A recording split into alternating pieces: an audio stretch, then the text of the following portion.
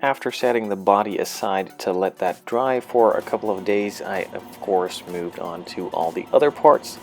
cleaned them up after I cut them out of the sprues, attached them to some sticks, some sticky back tape, and some clamps in order to prime them with my Zero Paints primer, and then move on to individually paint every part in their own main color, starting it off with some black, moving on to some titanium silver, and then some regular silver for some other parts, and then just let that dry and move back to the body that had been sitting for about 5 days to let that clear fully cure.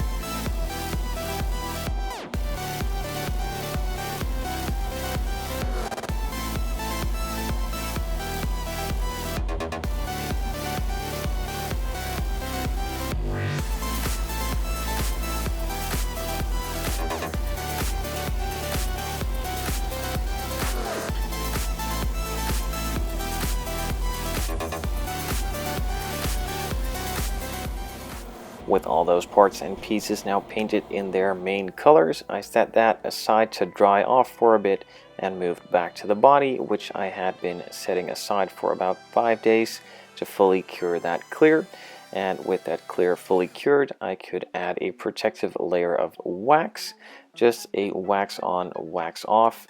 After applying the wax to all the paint that was visible on this body, I let it sit for about 5 minutes to dry and then did the wax off.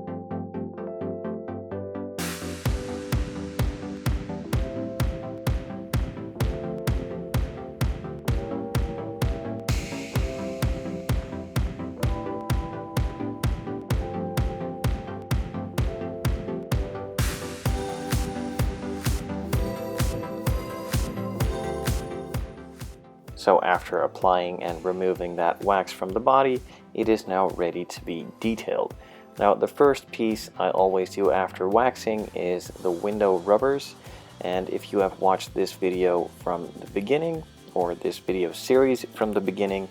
after I primed the body, I went back with the scriber to scribe that Panelline around the window rubbers again to make it a bit easier for this stage in which I'm going to freehand paint the window rubbers. So with that done, I could then paint the body, and with the body now painted obviously, It is waxed and protected a bit and makes it a lot easier for the fingerprints to be wiped off. And now I can add that extra detail with the window rubbers and some flat black paint.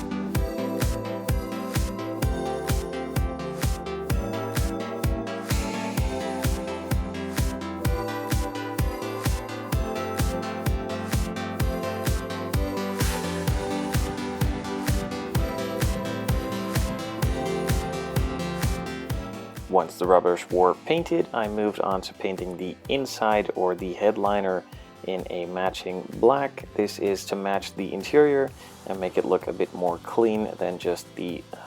messy painted finish from the mist that came into the body. And with that all done, I could add some bare metal foil to the indicators all around the body in order for them to receive some clear red and orange paint to look properly good the way they are supposed to. Now I did the front in the front bumper first, then moved on to the one on the side, and then discovered that this indicator was not supposed to be there in the first place at all and had to be removed before I started painting the body, as it's not supposed to be on this model. So I'm not really sure why it is on this model anyway, as it's not on the instructions for the kit or on the reference pictures that also come with the kit on the box art. So really curious why it is there, but since I didn't remove it, I figured why not detail it as well and make it look nice as if it was supposed to be there in the first place.